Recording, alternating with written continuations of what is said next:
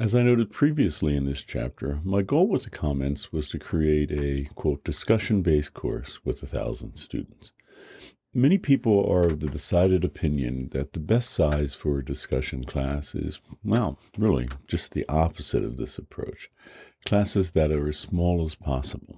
Indeed, around 1/100th the size of this course, as the ideal for many is a seminar with 8 to 12 students.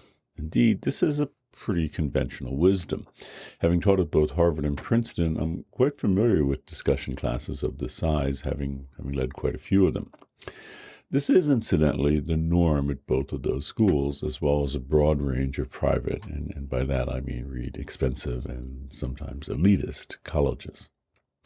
However, looking back on the first time that this course was taught, I can say with complete confidence that these online UCSB discussions surpassed, by orders of magnitude, any discussion that I ever led at Harvard or Princeton. By that, I'm not talking about the sheer number of comments or words written. In terms of metrics like these, few courses can compete with what happens in English 23, as the students in the class together literally wrote millions of words of commentary and discussion.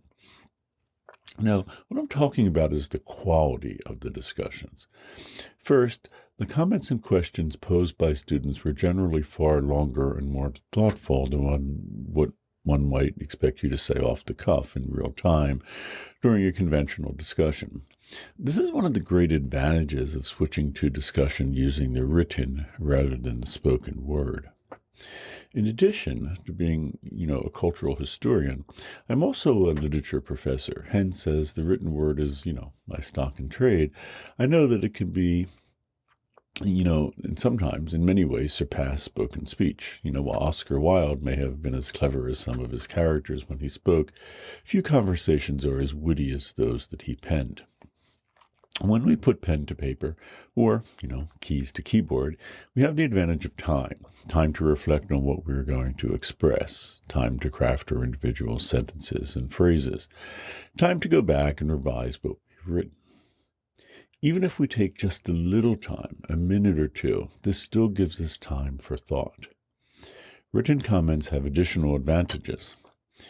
Even if there were just 10 people in the room, speaking up in class can be more than a little daunting. For some people, more daunting than others, of course. In fact, for some, so daunting that they never express what they are thinking to everyone else. I remember my first seminar in college. I didn't say a single word the entire term. I didn't say anything in my second seminar either. So as a professor, I've led plenty of small seminars where people never talked, and others where more than half the room had little to say.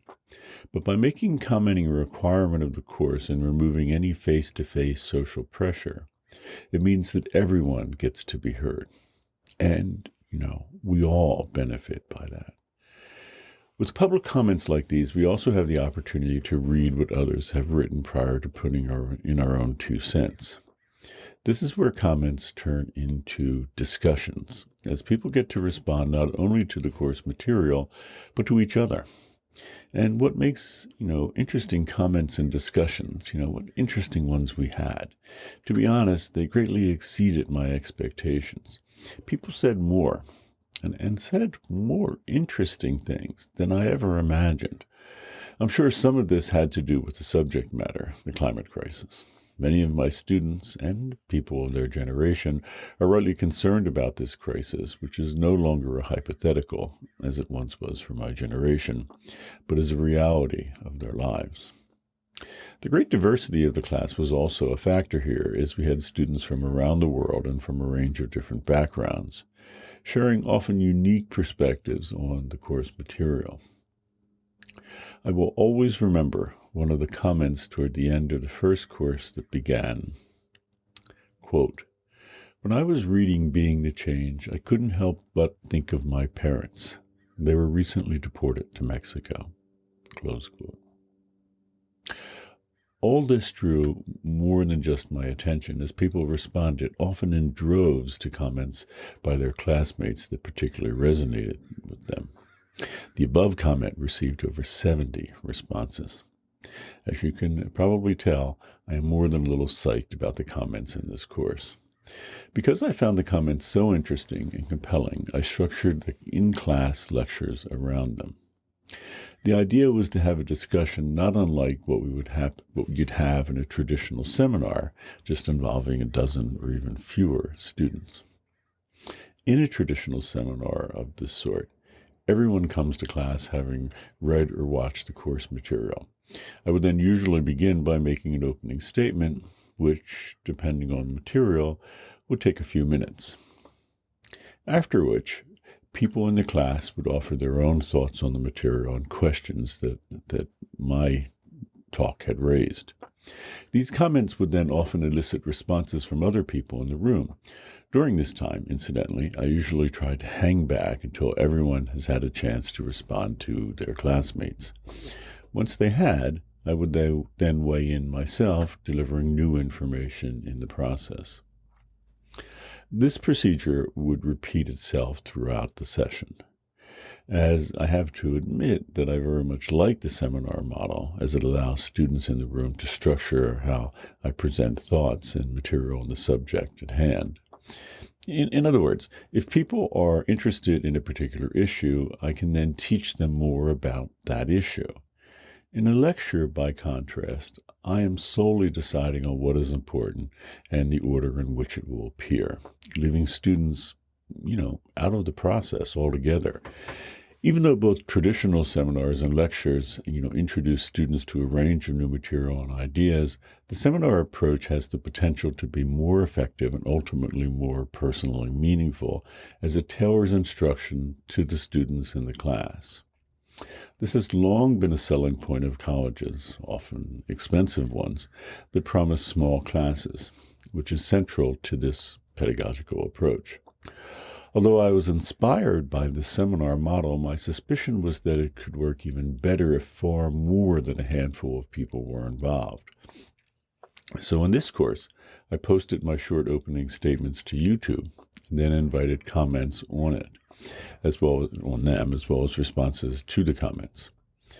As with the small face-to-face seminar, I then replied to some of the most interesting of these comments and responses, one by one. This was done during the class period, as I projected select comments and replies on screen for students to read before I weighed in. What quickly became apparent was the students were essentially, voting on what they found interesting by replying to comments that focused on particular issues. This often made it easy for me to decide which comments to discuss in class, as those receiving dozens of responses were clearly resonating with people. Although something similar can happen in a small lecture when people latch onto a comment, in this case such enthusiasm was made especially clear. This is not to say that the only interesting comments were those that received, dozens of responses. In fact, one of the real challenges of preparing for the class period was choosing just which comments and responses to project on screen, as there were often hundreds or more of really interesting ones. Okay, thanks.